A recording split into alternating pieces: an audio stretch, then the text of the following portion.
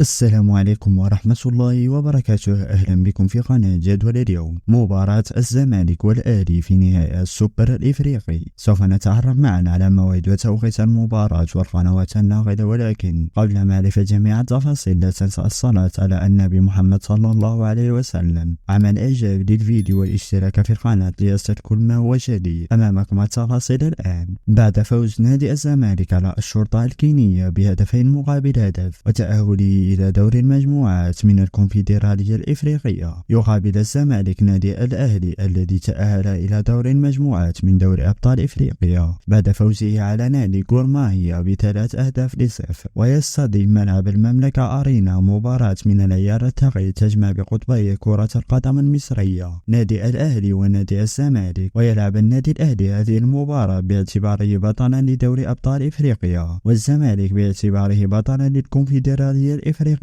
وتنقل مباراة نهائي السوبر الإفريقي حصريا عبر قنوات اون تايم سبورت المصرية، وقناة بي ان سبورت القطرية، وقناة MBC2 مصر، وقناة SSC السعودية. وتلعب المباراة يوم الجمعة المقبل الموافق ل27 سبتمبر 2024، وسوف تندلق صافرة بداية المباراة في تمام الساعة 7 مساء بتوقيت تونس والجزائر والمغرب، 8 مساء بتوقيت ليبيا والسودان، 9 مساء بتوقيت مصر والسعودية والكويت وقطر والعراق. مشاهدة ممتعة للجميع، ولا تنسى تشجيعنا بلايك واشتراك في القناة حتى نستمر معكم.